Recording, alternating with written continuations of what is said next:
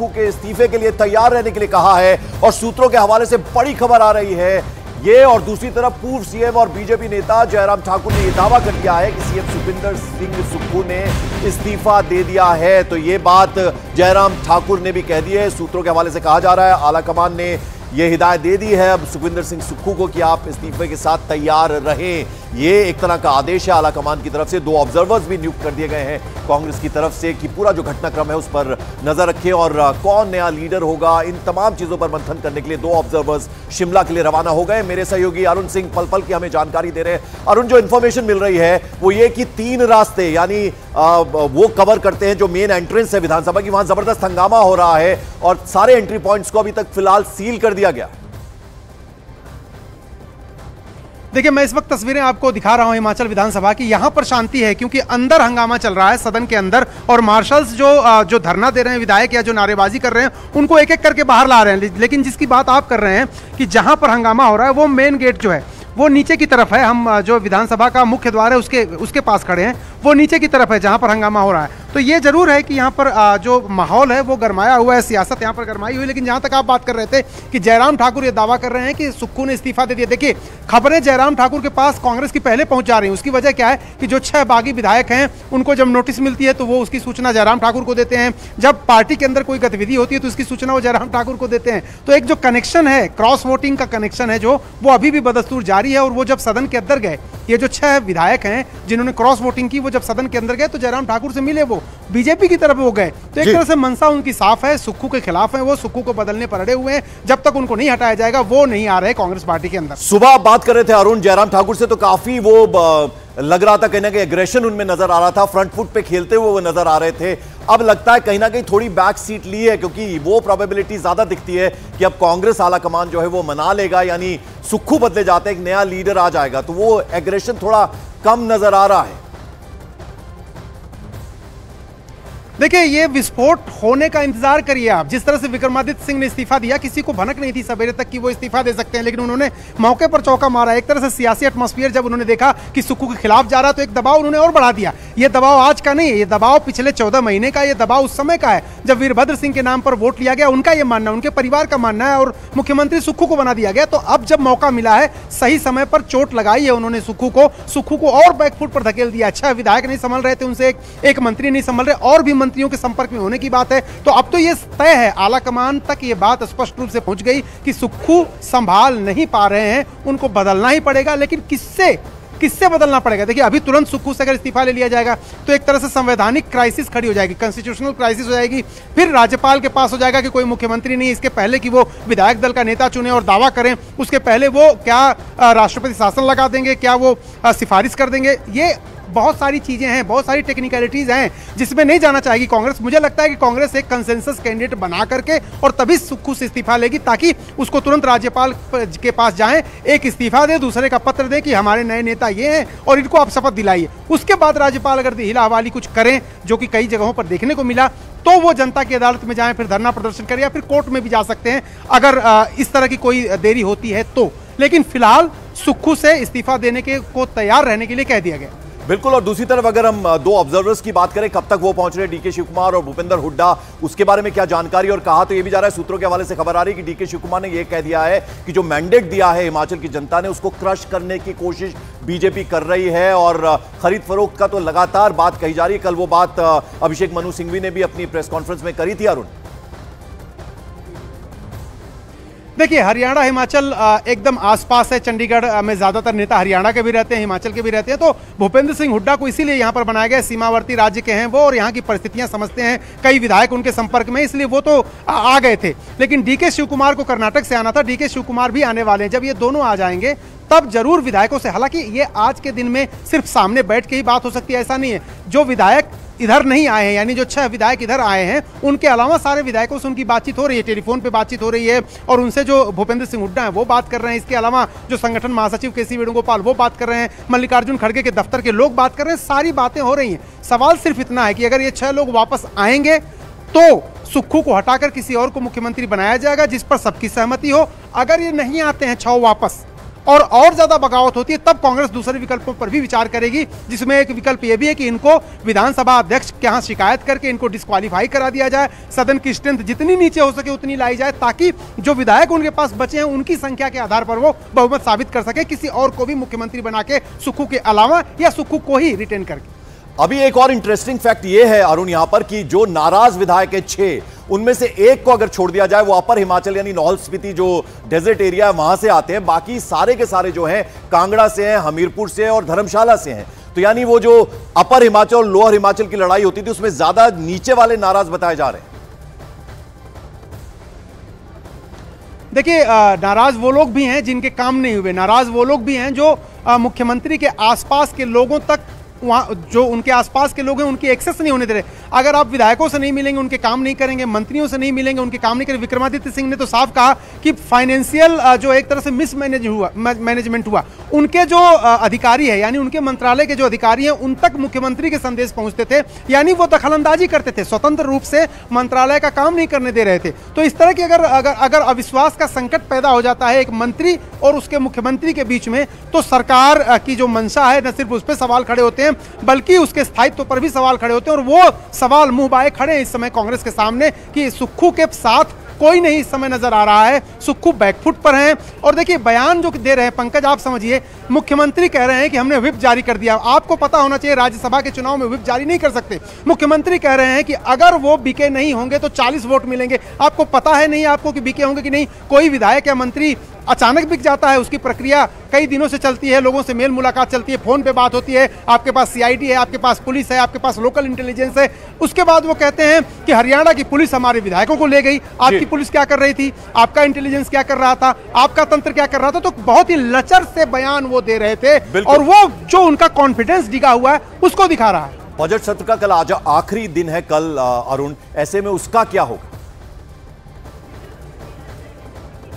देखिए, अब जिस तरह से विधानसभा के अंदर की तस्वीर है कि बीजेपी के विधायकों को सदन की कार्यवाही में हिस्सा लेने से रोक दिया जा रहा है, उनको बाहर कर दिया जा रहा है, तो अगर इसी तरह से हंगामा चलता रहा तो सदन मुझे लगता है कि पूरा नहीं हो पाएगा। और अगर बजट नहीं पास होता, या तो ध्वनिमत से बजट पास करा लें स्पीकर और डिवीजन की जो मांग है जयराम ठाकुर को उसको दरकिनार कर दें, फिर ये मामला ऐसा हो सकता है कि बजट ध्वनिमत से अगर वो पास करा लेते हैं तो उसके बाद सदन की कार्यवाही को स्थगित कर दें, फिर पूरा मामला जो है वो राज्यपाल के पास चला जाएगा। और अगर विधायकों को डिस्क्वालीफाई किया जाता है तो वो स्पीकर के पास होगा, उसके बाद विधायक फिर जाएंगे कोर्ट में जाएंगे, फिर कोर्ट क्या रूलिंग देता है, बड़ा लेंदी प्रोसेस हो जाएगा। सबसे आसान तरीका यह था कि अगर जो बजट पर जो यहाँ पर डिवीजन की मांग कर रहे थे जयराम ठाकुर, अगर वहां पर सरकार के पास कॉन्फिडेंस होता है। मैं लौटता हूं आपके पास, बड़ी खबर एक बार बता दें आपको, बड़ी खबर, हिमाचल प्रदेश में सुक्खू सरकार पर संकट लगातार गहराता जा रहा है। विधानसभा में बीजेपी एमएलएस के निष्कासन पर जमकर हंगामा हो रहा है और बीजेपी के निष्कासित जो एमएलएस हैं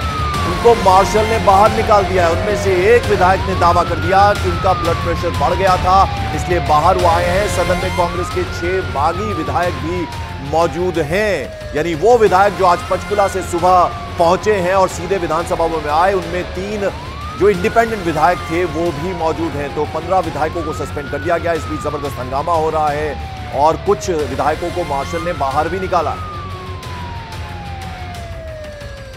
अभी आई थिंक लोकतंत्र की रक्षा के लिए हम सब लोगों को काम करना चाहिए और किसी भी प्रकार का अनडूली बिहेवियर एक चुने प्रतिनिधि को शोभा नहीं देता। चाहे पक्षी हो चाहे विपक्षी हो, हम लोगों को ऐसे समय पे अपने अनुशासन का परिचय देना चाहिए और लोकतंत्र की रक्षा करना चाहिए। धनीराम शांडिल हैं, हेल्थ मिनिस्टर हैं, वयोवृद्ध नेता हैं कांग्रेस के। वो ये कह रहे थे कि चुने हुए प्रतिनिधि हैं, उनको ऐसा कार्य करना शोभा नहीं देता है। अरुण लगातार हमारे साथ बने हुए। अरुण, ये हंगामे की खबरें लगातार आ रही हैं, मार्शल ने कुछ विधायकों को बाहर किया है, जिस तरह का उनकी तरफ से अंदर हंगामा किया जा रहा था उसको लेकर। देखिए, 15 विधायकों को सदन की कार्यवाही में हिस्सा लेने से रोक दिया गया। बाकी जो विधायक हैं बीजेपी के वो हंगामा कर रहे हैं, जो 10 विधायक बचे हैं वो हंगामा कर रहे हैं, जो निर्दलीय जो बचे हैं वो अभी आए थे, जो 6 कांग्रेस के क्रॉस वोटिंग करने वाले विधायक उनके साथ वो भी आए थे, तो वो लोग भी हंगामा कर रहे हैं। कुछ लोगों को मार्शल निकाल रहे हैं बाहर। और जयराम ठाकुर ने कल भी कहा था और आज भी कहा है कि उनके विधायकों के साथ जो मार्शल हैं वो तमीज से पेश नहीं आ रहे, उनके साथ दुर्व्यवहार कर रहे हैं, उनकी कॉलर पकड़ रहे हैं, उनसे धक्का मुक्की कर रहे हैं, उनको घायल कर दिया है, इस तरह के आरोप वो लगा रहे हैं। राज्यपाल के पास जो सुबह शिकायत लेके गए थे वो यही थी कि कि जो मार्शल हैं वो विधानसभा अध्यक्ष के आदेश पर इस तरह की हरकत कर रहे हैं, उनके शब्दों में, जो लोकतंत्र में किसी चुने हुए प्रतिनिधि के साथ ठीक नहीं होता है, तो ये उसको रोक लगाने की भी मांग कर रहे थे। लेकिन आपको मैं पंकज बताऊं, ये जो जहां पर हम खड़े हैं, ये जो विधानसभा का पूरा परिसर है, जो विधानसभा है, that belongs to speaker. Speaker को ही यहाँ पर एक तरह से वो यहाँ के स्वयंभू हैं। यहाँ स्पीकर जो आदेश देते हैं, जो निर्णय लेते हैं, उसको कोर्ट में भी अगर आप चैलेंज करते हैं तो कई बार कोर्ट और स्पीकर में ठन जाती है। स्पीकर कई बार कोर्ट की बात नहीं सुनते। बिल्कुल। तो हिमाचल में इस वक्त किस तरह की तस्वीर उभर कर आ रही है, वो जरा तस्वीरों के जरिए हम आपको समझाने की कोशिश करते हैं। तो जरा पहली तस्वीर आप देखिए, सुखविंदर सिंह सुक्खू 1.25 साल हुआ है अभी सरकार बने हुए, और अब उनके इस्तीफे के लिए तैयार रहने के लिए कहा गया आला कमान की तरफ से। इस बीच विक्रमादित्य मंत्री थे कैबिनेट में और उन्होंने भी इस्तीफा दे दिया है। वीरभद्र सिंह के बेटे हैं पूर्व मुख्यमंत्री के। उसके अलावा पर्यवेक्षक जो है वो शिमला के लिए रवाना हो गए, जिसमें भूपेंद्र सिंह हुड्डा, क्योंकि नेबरिंग स्टेट है, सबसे पहले वो पहुंचेंगे। डीके शिव कुमार, चूंकि उन्हें साउथ से आना है, दक्षिण भारत से आना है, उन्हें थोड़ा वक्त लगेगा, लेकिन फिर उसके बाद बड़ी बैठक होगी। और यह तय माना जा रहा है कि जो भी संकट अभी आया है कांग्रेस के ऊपर, उससे उबर कर पार्टी निकलेगी बाहर, नया लीडर दिया जाएगा। इस तरह की खबरें आ रही, कई नाम चल रहे हैं, जिसमें प्रतिभा सिंह, मुकेश अग्निहोत्री और उनके अलावा भी कई सारे ऐसे लोग हैं, जिसमें राजेंद्र राणा भी शामिल हैं, यानी वो सीएम बन सकते हैं। इस तरह की खबरें आ रही हैं। और इससे पहले आपको बता दें, पूर्व सीएम वीरभद्र सिंह के बेटे हैं विक्रमादित्य सिंह, उन्होंने हिमाचल प्रदेश सरकार से इस्तीफा दे दिया। उन्होंने प्रेस कॉन्फ्रेंस की और यह कह दिया कि इस सरकार में बने रहना ठीक नहीं है। विक्रमादित्य सिंह ने कहा कि 2-3 दिन में आगे की स्ट्रैटेजी, आगे की रणनीति वो तय करेंगे कि आगे उन्हें क्या करना है। काफी भावुक भी हो गए थे जब उन्होंने प्रेस कॉन्फ्रेंस में यह बात कही अपने इस्तीफे।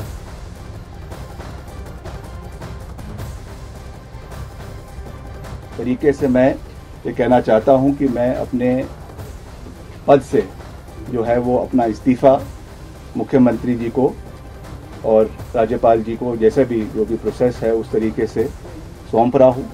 और आने वाले समय में जो परिस्थिति होगी उसके हिसाब से जो है वो कार्यवाही आने वाले समय की उसको किया जाएगा।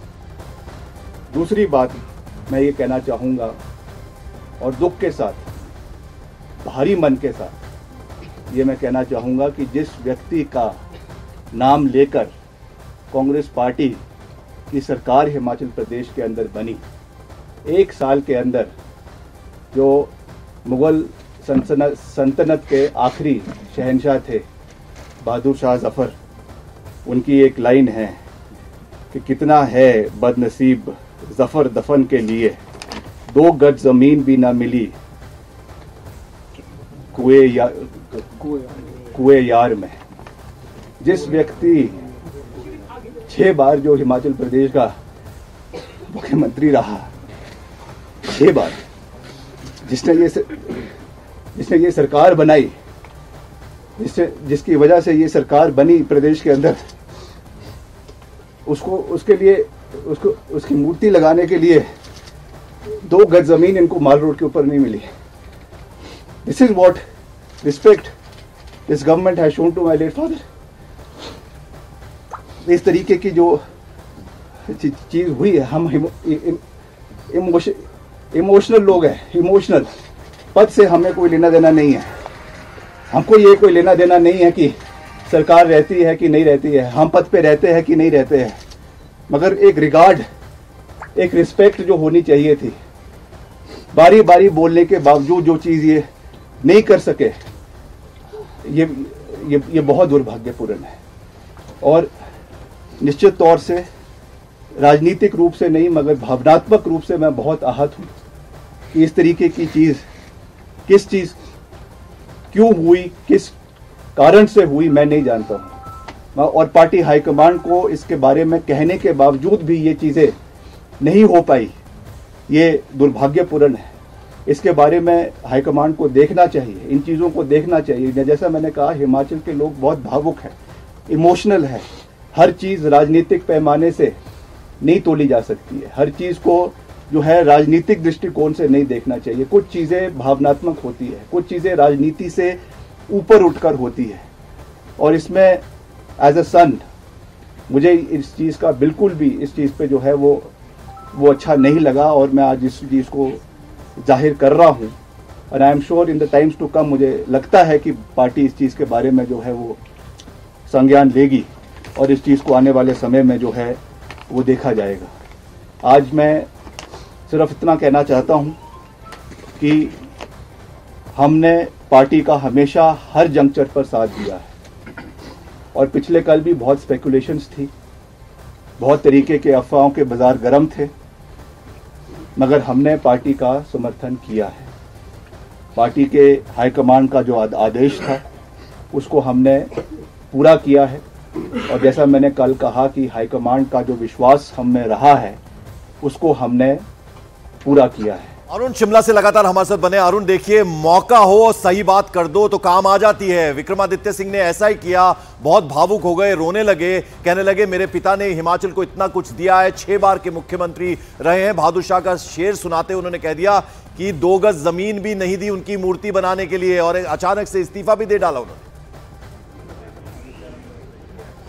देखिए, विक्रमादित्य सिंह ने जो बातें कही उसमें मोटा मोटी एक बात है कि काफी दिनों से शिकायतें जा रही थी दिल्ली। एक बात तो साफ है, दिल्ली ने उस पर समय रहते कोई संज्ञान नहीं लिया और अगर संज्ञान लिया तो कोई उसका तरीका, कोई हल नहीं निकाला जिससे कि यहाँ पर जो क्राइसिस आज है वो उसको हटाया जा सके या उसको समय रहते दबाया जा सके। पहली बात। दूसरी बात है, ये कहा जा रहा है कि उनके बातों से, उनके शब्दों से, उनकी भावभंगिमा से स्पष्ट है कि वो इस सरकार में खुश नहीं थे।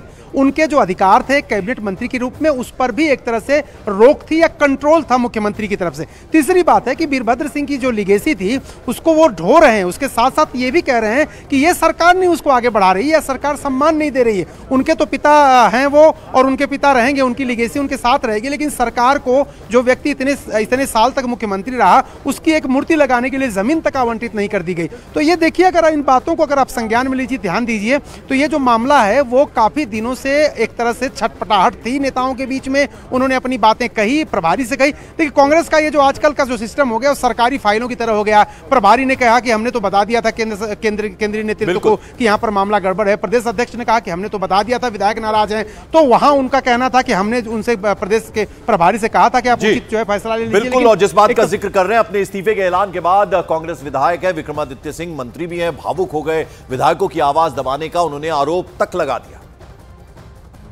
तरीके से मैं ये कहना चाहता हूं कि मैं अपने पद से जो है वो अपना इस्तीफा मुख्यमंत्री जी को और राज्यपाल जी को जैसे भी जो भी प्रोसेस है उस तरीके से सौंप रहा हूँ और आने वाले समय में जो परिस्थिति होगी उसके हिसाब से जो है वो कार्यवाही आने वाले समय की उसको किया जाएगा। मेरे लिए पद महत्वपूर्ण नहीं है, मेरे लिए कैबिनेट बर्थ महत्वपूर्ण नहीं है। For me the most important thing is the relationship with the people of Himachal Pradesh, और वो किसी पद से नहीं आता है, वो एक विश्वास लोगों के साथ होता है। मगर जिस तरीके की व्यवस्था पिछले 1 साल के अंदर सरकार के अंदर रही है उसमें जो घटनाक्रम हुए हैं, जो विधायकों के साथ कहीं ना कहीं अनदेखी हुई है, कहीं ना कहीं जो विधायकों की आवाज़ को दबाने की कोशिश की गई है, आज उसका परिणाम है कि हम इस कगार के ऊपर जो है वो खड़े हुए हैं। प्रदेश के अंदर जो फिस्कल मिसमैनेजमेंट हुई है वो हमारे सामने है, जो गवर्नेंस सरकार की रही है वो हमारे सामने है। महाकोश, कच्ची घानी सरसों तेल और रिफाइंड सोयाबीन ऑयल, चुनो सही।